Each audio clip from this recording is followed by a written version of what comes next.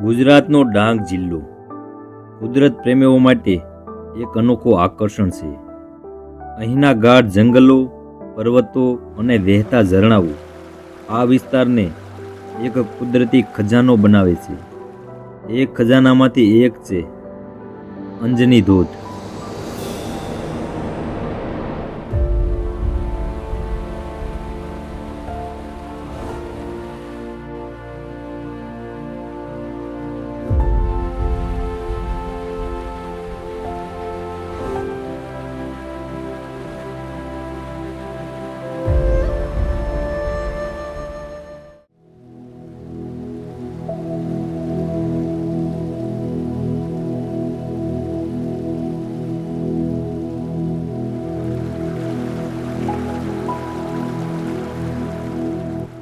અંજની ધોધ સાપુતારાથી 30 કિલોમીટર દૂર આવેલો છે.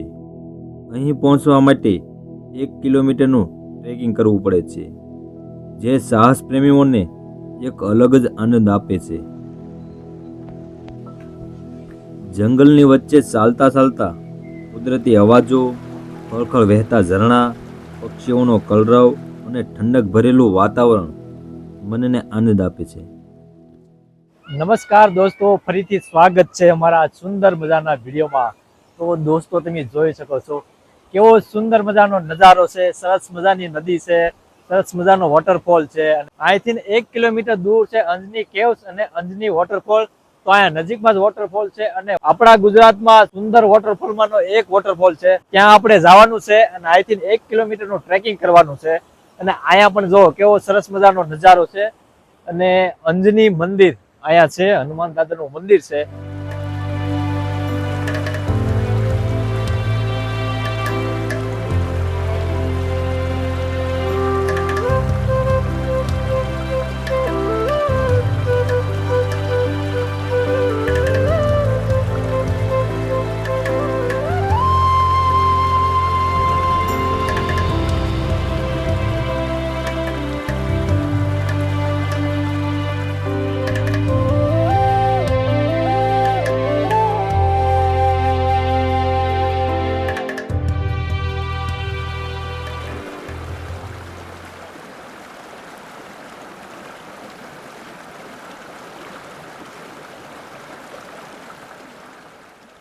જો આવો સરસ મજાનો રસ્તો છે, બંને બાજુ ગ્રીનરી ને એક બાજુ આવી નદી છે સરસ મજાની. ને હવે જો ઘણા લોકો તો ધોધની મુલાકાત લઈને વાપસ આવે છે. અંજની વોટરફોલ પહોંચવા માટેનો રસ્તો એકદમ સરસ મજાનો છે. એક બાજુ સરસ મજાની નદી છે, જંગલ છે, રસ્તાની બંને બાજુ એકદમ હરિયાળી અને સામે ઊંચા ઊંચા પહાડ છે. ચાલવાની પણ ખૂબ જ મજા આવે એવો રસ્તો છે અને રસ્તો પણ એકદમ આરામથી તમે જઈ શકો છો. ચડાવવાળો રસ્તો નથી આવ્યો હજી તો, આગળ કદાચ થોડો ઘણો ચડાવવાળો રસ્તો આવે. આજુબાજુનો નજારો જો, વાદળા એકદમ જો કેવા નીચે પહાડની ઉપર આવી ગયા છે. અને આપણે અહીંથી આગળ જવાનું છે. આગળ પણ એવો જ નજારો છે. જો આપણે આ બાજુ જ જવાનું છે.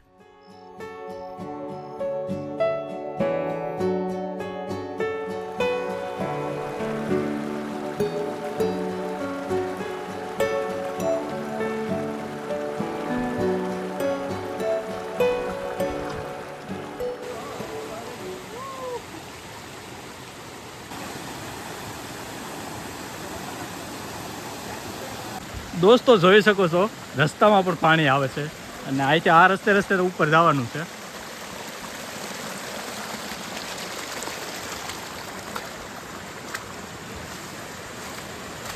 આ એક બોર્ડ મારેલું છે, એમાં સૂચનાઓ લખી છે અને આ સૂચનાનું પાલન કરવું. અને જો અહીંથી આગળ જવાનું છે આ રસ્તે. અને હવે જંગલનો રસ્તો સ્ટાર્ટ થઈ ગયો છે અને એકદમ ગીચ જંગલ છે. હવે સડાવાળો રસ્તો ચાલુ થઈ ગયો છે અને બાજુમાં જો સરસ મજાની નદી.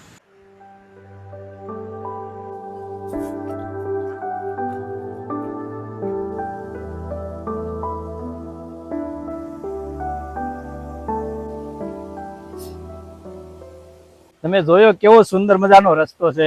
આજુબાજુમાં સરસ મજાના ઝરણા, એકદમ ગીચ જંગલ. ને હવે ચડાવવાળો રસ્તો આવ્યો છે, તેવું ટ્રેકિંગ કરવું પડે છે. અને હવે વરસાદી બંધ થઈ ગયો છે તો રેનકોટ કાઢી નાખ્યા છે, કારણ કે રેનકોટમાં ગરમી થાય છે. એ થોડા છાંટા આવે છે, પણ રેનકોટમાં ગરમી થાય એટલે રેનકોટ કાઢી નાખ્યા. અને હવે પાછું આપણે ટ્રેકિંગ ચાલુ કરી દઈએ. હવે આપણે ધોધની થોડાક નજીક પગી જાય એવું લાગે છે, કારણ કે ધોધનો અવાજ આવવા મળ્યો છે. મસ્ત છે ભાઈ. એમ શું વાત છે, જોરદાર. મિત્રો જોઈ શકો છો, અહીંથી અંજની વોટરફોલ દેખાય છે. હવે ઘણા જ નજીક પગી ગયા છીએ અને કેટલો બધો ઉત્સાહીથી પડે છે જો. અને આ રસ્તેથી આપણે આગળ જવાનું છે.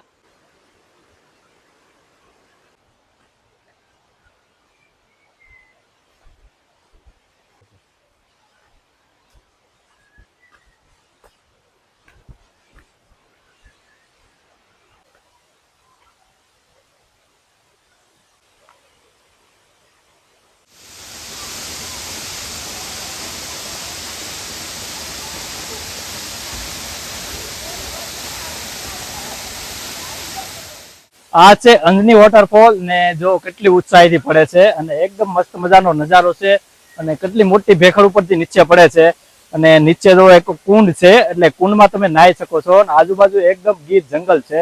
વોટરફોલની એકદમ પાછળ એક ગુફા છે અને નાનું અમથું મંદિર છે, તો આપણે ત્યાં ગુફામાં જઈશું અને મંદિરે દર્શન કરીશું. અહીંથી રસ્તો છે, આ રસ્તે જવાનું આ ગુફામાં નાનું અમથું મંદિર છે અને ધોધ જો કેટલી બધી ઉત્સાહીથી પડે છે અને પાણી પણ એકદમ ક્લીન છે અને નીચે એક જોવો સરસ મજાનો કુંડ છે અને કુંડમાં બધા લોકો નાય છે.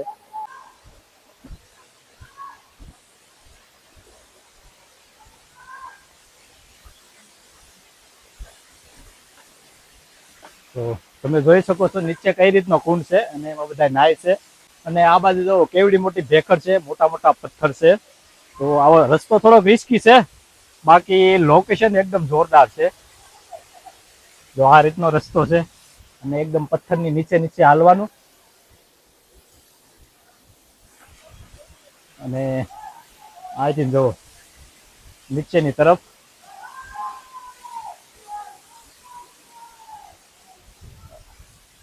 ને અહીંયા આ રીતની ગુફા છે જો.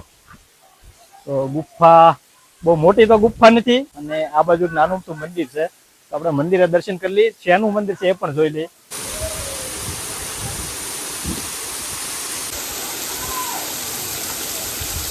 અહીંયા ભોળાનાથની શિવલિંગ છે અને શિવલિંગની ઉપર જો એમના પાણીનો અભિષેક થાય છે અને ઉપરથી પથ્થરમાંથી જો પાણી પડે છે અને સીધું શિવલિંગ ઉપર પડે છે.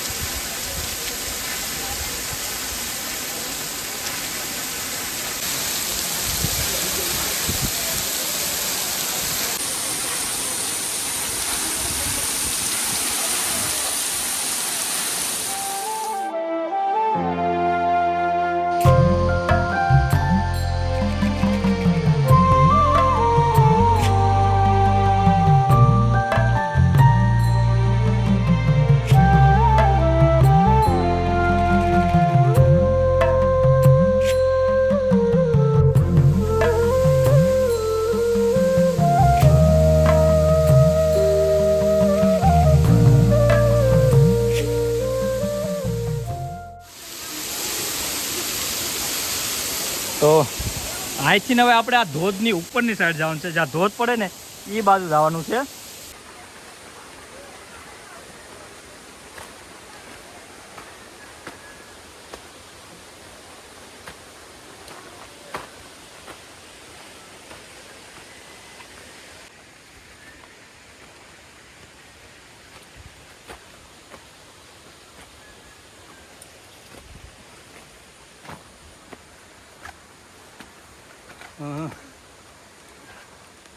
રસ્તો છે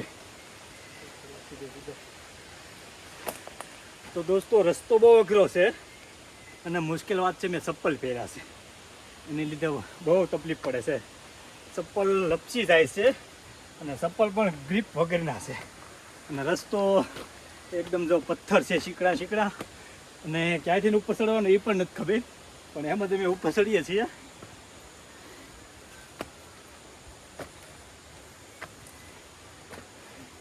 અને સાંજના 6 વાગી ગયા છે તો અંધારું પણ થવા મળ્યું છે, એટલે અમારે ફટાફટ ચડવું પડશે અને ફટાફટ નીચે આવવું પડશે. ફાઇનલી ધોધની ઉપરની સાઈડ પહોંચી ગયા છે, પણ એટલા બધા થાકી જાય ને વાત પૂછવામાં, કારણ કે એકદમ સીધું ચડાણ હતું, મોટા મોટા પથ્થર ચડવાના હતા. પણ અહીંયા પહોંચીને નજારો જો બરાબર બોલાતું નથી, પણ તમને નજારો બતાવું જો એકદમ નીચે વાદળ આવી ગયા છે. તો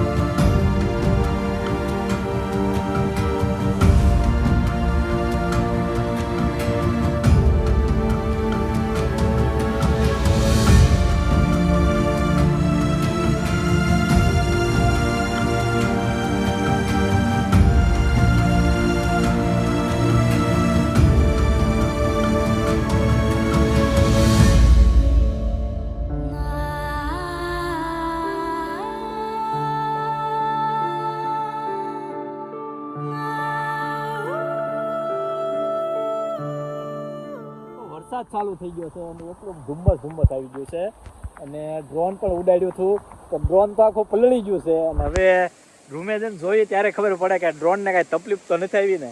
ચાલુ વરસાદ જેવું ડ્રોન ઉપર ઉડાડ્યું ને વરસાદ ચાલુ થઈ ગયો અને થોડાક ડ્રોન શોટ પણ આવી ગયા, પણ ઉપર હતું ત્યાં વરસાદ ચાલુ થઈ ગયો હતો એટલે નીચે આવ્યું ત્યાં ડ્રોન આખું પલળી ગયું હતું અને ફટાફટ બંધ કરીને સીધું બેગમાં નાખી દીધું છે.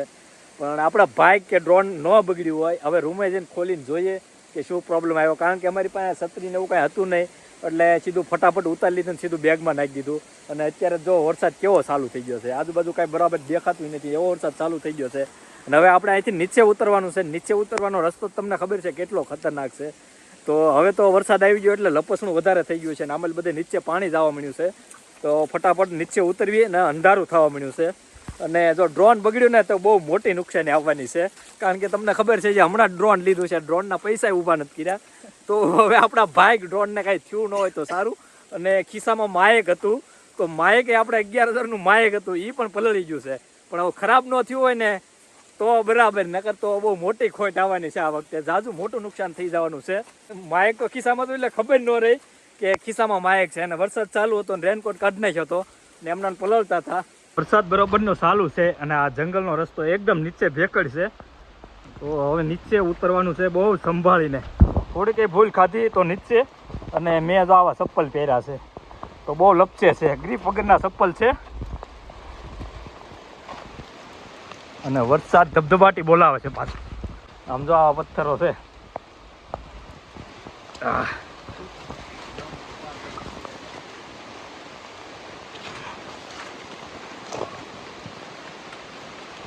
તો આવી ભેખડ્યું છે અને વરસાદને આવા પથ્થરો નીચે પડે માથે, અને આપણે આ રસ્તે નીચે જવાનું છે. જો ઝાડ પાસે છે.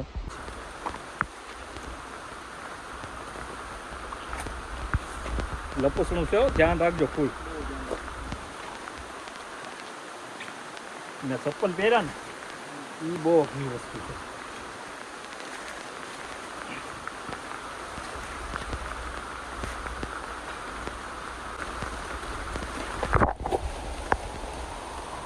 આવો છો ને પથ્થર પાડતા ને આવશે માથ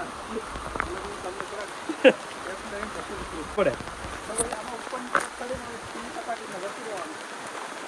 ભાઈ કેવડી જેવું છે તો ખરું, જાય ખરા નીચે. અહીંથી નીકળી જવાય છે. આપણે આમથી આવ્યા હતા અને આ બીજો રસ્તો છે,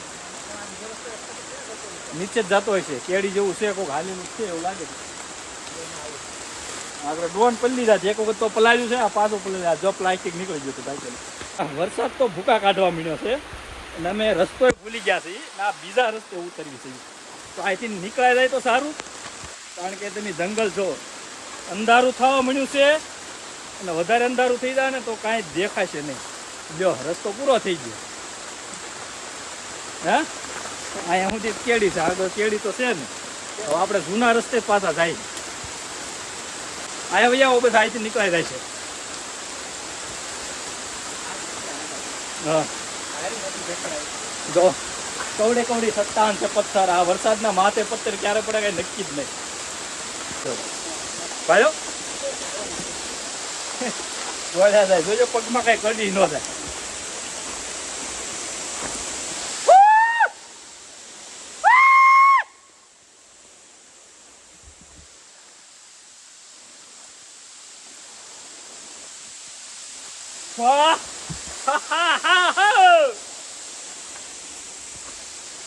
આખરે પહોંચી ગયા છે એમ ધોધની નજીક. જો અહીંયા ધોધ છે ને, આવા ખતરનાક રસ્તેની પાસે આવ્યા છે અને વરસાદ તો ધોધમાર ચાલુ છે. તો મિત્રો તમે આવું રિસ્ક ન લેતા હો ત્યારે ગધાઈ જાઓ પાછા. આવું છે આવું ખતરનાક જો. અને હા હવે નીચે જાવ તો નીચે જાવ એટલે નીચે જાવ જાવ. મારી સાથે છે વિપુલસિંહ ઝાલા અને એટલો ખતરનાક ટ્રેકિંગ કર્યું ભાઈ. તો આવી બહાદુર જોવે ને આવા બહાદુર ભાઈ બનવું હોય તારે આવું ટ્રેકિંગ થાય ભાઈ. અગર જેવા તેવાની તો ભાઈ કામ નહીં આવવું. અને હવે ધોધની નજીક પહોંચી ગયા છે. વરસાદ રીતે બરાબરનો ચાલુ જ છે અને હવે મારે નદી પાર કરવાની છે. અને આ અંધની ધોધ અને અંધની ગુફા. તો અહીંથી આપણે નીચે ઉતરવાનું છે. જો આવો રસ્તો છે અઘરો અને અહીંથી હવે સામા કિનારે જવાનું છે. અને અહીંયા ધોધ પડે છે જો